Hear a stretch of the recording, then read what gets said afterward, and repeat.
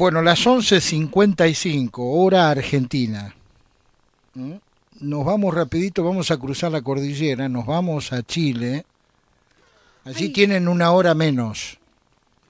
Allí son las 10:55. ¿Eh? Pero vamos a hablar con un ciudadano colombiano en Chile, que hoy está en Chile, mañana estará en Brasilia, pasado estará en vaya a saber dónde, ¿no? Miguel Andrés Fierro Pinto. Hola Miguel, qué gusto escucharlo. Claudio, muy buenos días para usted y para su vasta audiencia. Me complace mucho escucharlos nuevamente estar en sus micrófonos una vez más. Un placer estar por acá. Bueno, está usted en Chile en estos momentos y yo quiero preguntarle eh, qué vemos, cómo podemos interpretar esta realidad fundamentalmente sudamericana, pero particularmente la zona de Chile, de Argentina, de Brasil, política, geopolíticamente, pero también sanitariamente.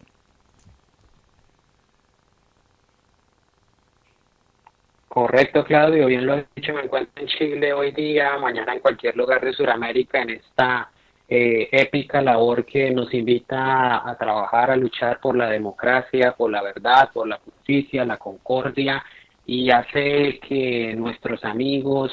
demócratas y libertarios de toda la región nos inviten para a participar en espacios como el suyo para dar nuestra opinión, nuestro análisis, nuestras quizás advertencias que lamentablemente no se han cumplido y han sido prácticamente apocalípticas frente a la realidad que se está viviendo hoy día en América Latina. Son muchos escenarios, Claudio, que estamos viviendo de acuerdo a las encrucijadas que vive la región. La primera, aunque tal vez la menos importante, dirían algunos desde la ciencia política, pero sí la que más está siendo letal y generando ciertas configuraciones en el mapa político, es indiscutiblemente la pandemia. Y decimos que tal vez es la menos importante, aunque en el sentido de lo programático, ya que hay procesos de convulsión en América Latina que vienen antes de la pandemia y que de alguna manera la existencia de la misma, sin hablar de teorías y conspiraciones, si es un virus que se transmitió en un mercado de Wuhan o fue un virus fabricado con propósitos políticos desde un laboratorio, no vamos a entrar a hablar de eso, sino lo práctico que ocurre hoy en día en las Américas, ¿no? En el caso de Chile, vemos que ha habido un terremoto grado 10 y un tsunami no menor, con los hechos de octubre 18 de 2019, que fue el estallido social, donde muy inteligentemente la izquierda recalcitrante, carnívora de Sudamérica ha organizado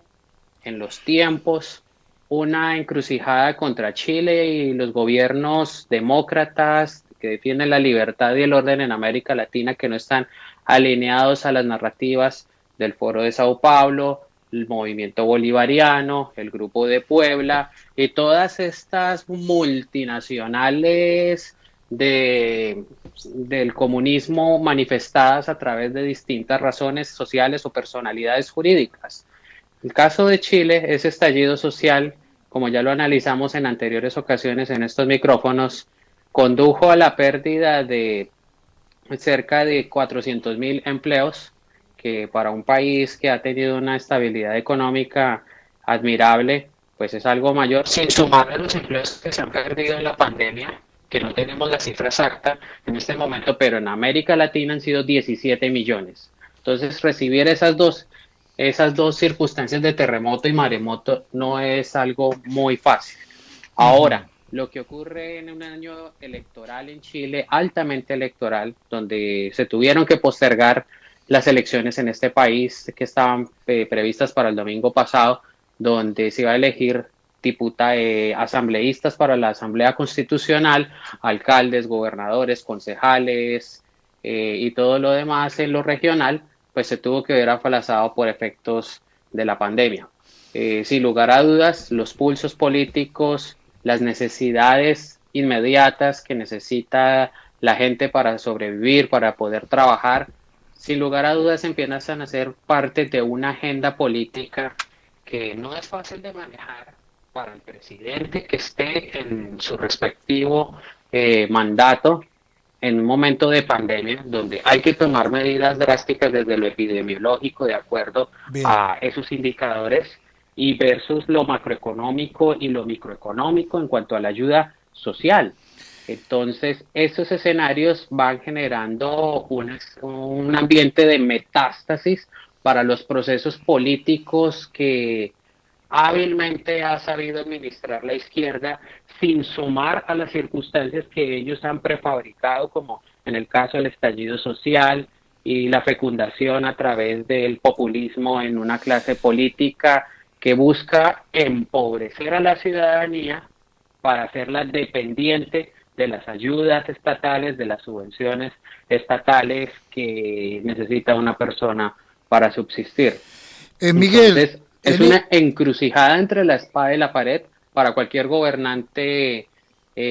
tomar alguna determinación en este momento, pero sí es un escenario muy favorable para la izquierda en el ámbito de generar insurrecciones, instigar, porque no solamente abrigan a su militancia, sino que acogen a otros sectores que han sido devastados por la economía por efecto pandemia, que necesitan la inmediatez para trabajar, porque pues Miguel, muy sencillo, si no se sale a la calle, no se lleva nada para la casa. en este Sí. contexto, ¿qué se sabe, qué se dice desde el exterior de Buenos Aires, de la Argentina?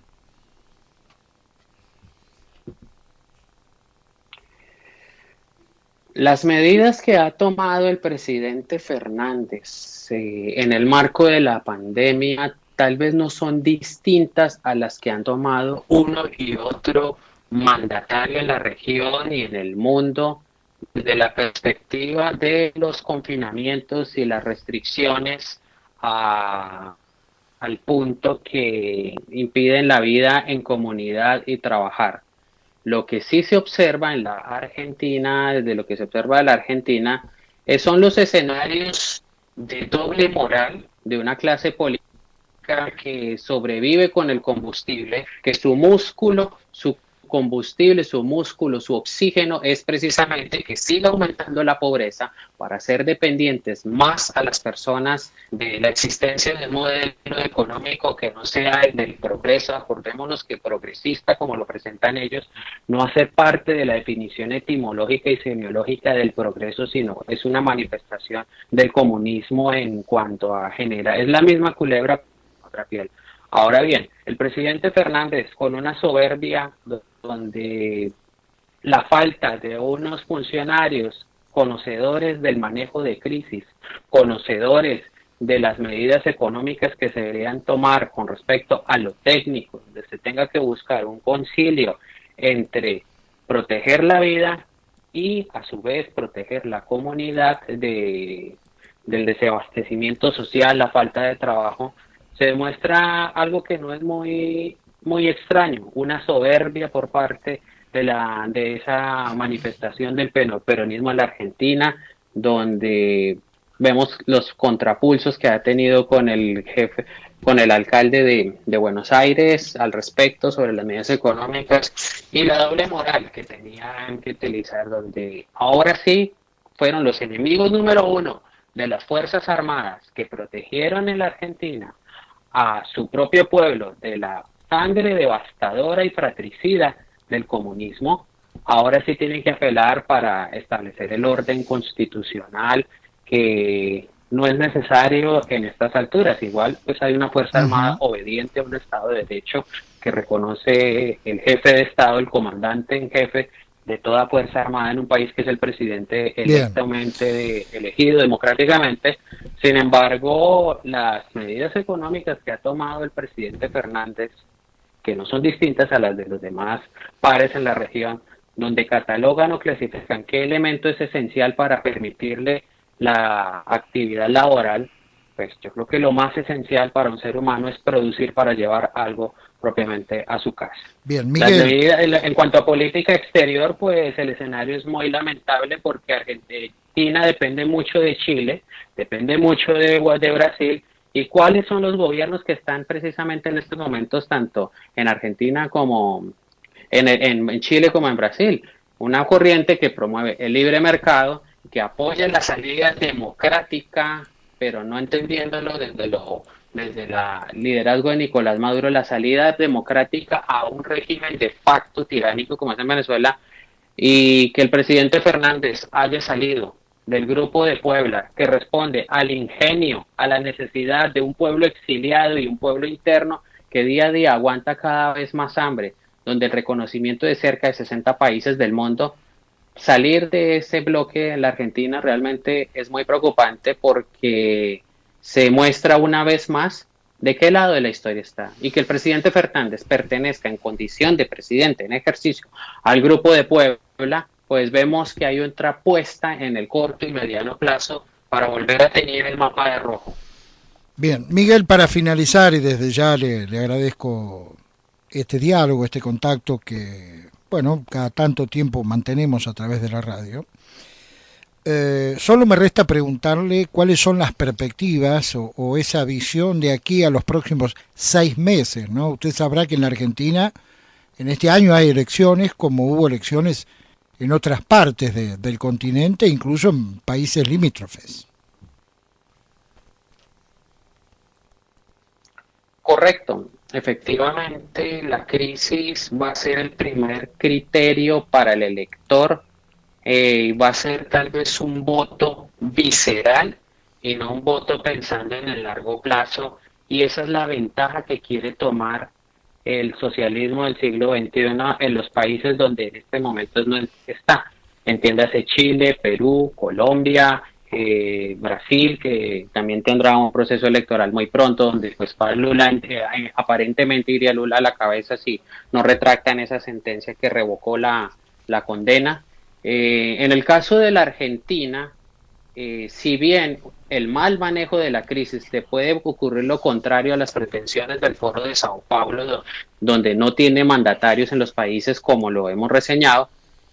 podría también generar ese descontento donde hay una clase trabajadora, hay una clase empresarial. Recordemos, estimado Claudio, que la principal masa de empleo en nuestros países no lo generan las multinacionales, sino precisamente las pymes, las pequeñas y medianas y microempresas, son las que generan la mayor fuente de empleo y son las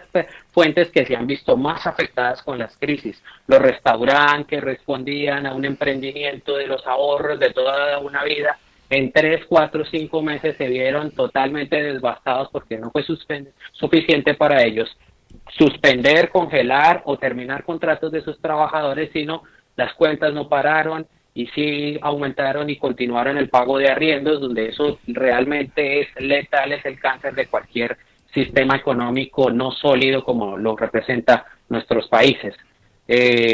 Digo que las elecciones en el caso de Argentina, por estar Alberto Fernández y también por tener una parte de la población subvencionada, porque pues el populismo es la compra de conciencias y para eso ha servido el peronismo en la Argentina, puede que tenga un respaldo de ese sector,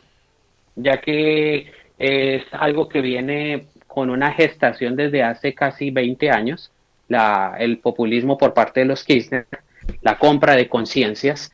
Sin embargo, será interesante ver la respuesta electoral de personas como las que estuvieron ayer en las calles haciendo manifestaciones, meeting, con su legítimo derecho a la vida, a la salud y al trabajo, donde le tienen más miedo, está generando más muertes, más daños a una sociedad, los efectos económicos de esas medidas del presidente Fernández, que el mismo virus, que no es un daño menos preocupante. En el caso de Perú va a ser muy, muy interesante ese punto donde la sociedad tendrá que decidir entre una extrema izquierda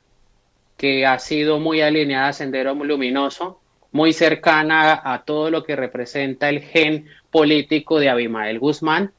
o el apellido Fujimori, que ha sido de alguna manera catapultado entre odios y de amores, pero con beneficios prácticos a la población en los últimos 30 años, donde Perú es prácticamente hoy día el Singapur de América Latina, dado su crecimiento económico por las medidas económicas que se tomaron en los 90. Sin embargo, el escenario de guerra política y guerra judicial y mediática ha hecho daño cargar esa estatuilla del apellido Fujimori. Entonces, normalmente lo que vimos en 2011 y 2016 fue una hija de Alberto Fujimori, la señora Keiko Fujimori, ganando la primera vuelta, e incluso hace 5 años, ganándola casi por 20 puntos por encima de Pedro Pablo Kuczynski y ganando más de la mitad del Congreso. Hoy, pues, por las reglas políticas que configuraron, vimos una primera vuelta con 18 candidatos presidenciales, candidaturas y cercanías políticas muy fragmentadas. Ahora, sumando lo que representa, lo que no quiere el Perú, diría en principio que gana la señora Keiko Fujimori. Bien. Sin embargo, los celos políticos, el despecho político de personas como Mario Vargas Llosa, que su sueño, más que haber sido un premio Nobel de Literatura, era ser presidente del Perú, donde Alberto Fujimori, por la contienda electoral, se atravesó en esa aspiración, pues hace llegar a concesiones inimaginables. Nadie imaginar que hace 10 años él iba a transar con Ollanta Humala, el representante del chavismo en el Perú, cuando Mario Vargas Llosa ha sido uno de los referentes internacionales del chavismo. Entonces, estas elecciones están de infarto, estimado Claudio, estimados oyentes.